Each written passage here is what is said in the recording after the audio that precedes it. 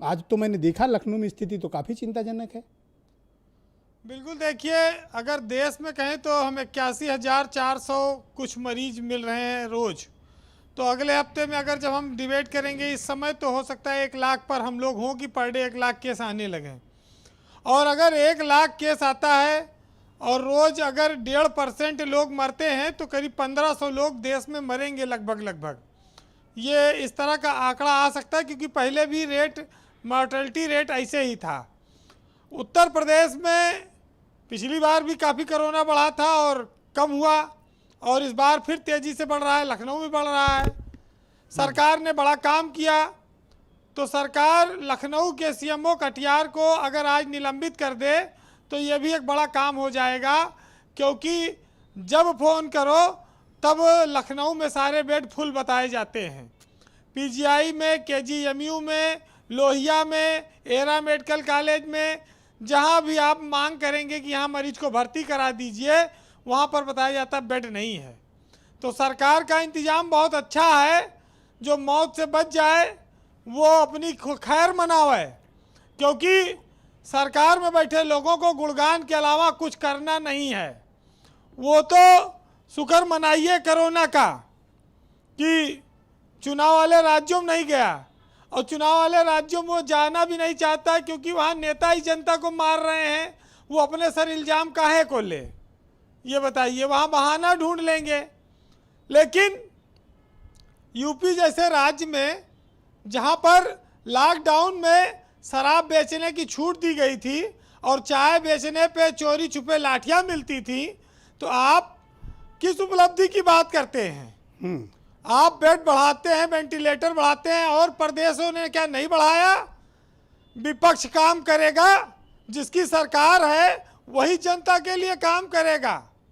ये बात अलग है कि कुछ मुख्यमंत्री एक्स्ट्राऑर्डिनरी होकर काम करते रहे, इसमें कोई शक नहीं है कि उन्होंने हिम्मत दिखाई, व्यक्तिगत रिस्क लिया, लेकिन फैला तो और फैल रहा है, फिर दोबारा आ रहा है।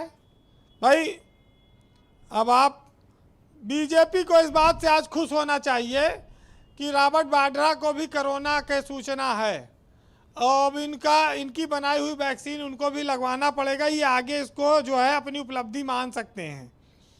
देखिए, कुल मिलाकर ये है कि बीजेपी के एक नेता ने बताया था एक बार कि अगर गोबर पोत लो तो कोरोना नहीं होगा, भाग जाएगा।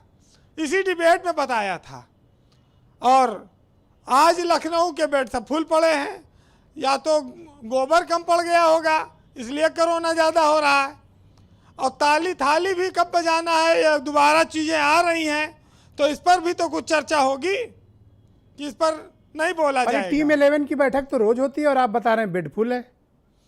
भाई टीम 11 की बैठक होती रही और होगी, लेकिन बेड मिले तब ना। बेड के लिए एक सीएमओ का ऑफिस है, उस सीएमओ का फ़ोन उठता नहीं है। जिसकी सिफारिश है उसको हो सकता है मिल जाए। लखनऊ में 40-50 लाख की आबादी रहती है, 1000-5000 आदमी को मिल जाएगा, बाकी कहाँ जाएंगे 49 लाख लोग? तो ये सब चीज़ें भी सरकार को जवाब देना होगा जी।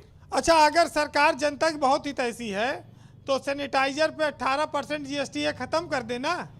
काहे नहीं ख़त्म कर देती? लोग सैनिटाइजर का इस्तेमाल कर रहे हैं गरीबों से। भाई पेट्रोल डीजल के दाम कोरोना काल में भी बढ़ाया आपने, कम किया नहीं। सैनिटाइजर पे जीएसटी पूरी ले रहे हो, अब मदद कैसे करोगे? फिर बताओगे कि हमारा जो है खजाना खाली है, हमारी मजबूरी है। तो हमारा देश किस तरह से बदल रहा है, दोनों स्थितियों को देखना पड़ेगा। हालांकि पहले घर में मेहमान आते थे तो लोग कहते थे भाई अरे कुत्ते से न डरो, इसको वैक्सीन लगी हुई है। अब लोग कहते हैं कि नहीं नहीं आ जाओ, हम वैक्सीन लगवा चुके हैं। तो अलग अलग काल में अलग अलग तरह से लोग स्वागत करने लगे हैं, लोग ढलने लगे हैं जी।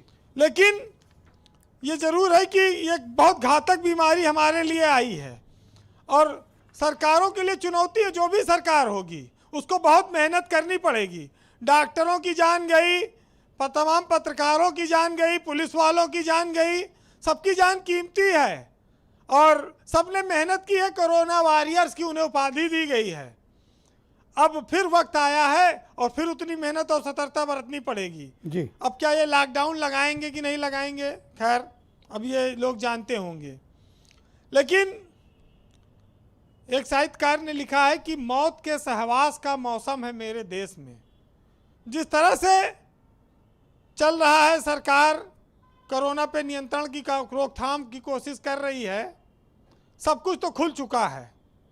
स्कूल थोड़े दिन के लिए बंद हुआ, बीच में खुला, और एक आदमी ने वीडियो डाल दिया कि कॉपी किताब खरीदवाने के लिए खोला था, फिर बंद करा दिया, और अभिभावकों को ठग गए, बच्चों के करियर खराब हो रहा है, उसके ऊपर मुकदमा हो गया, उसको पुलिस मान्यता रद्द करने जा रही है।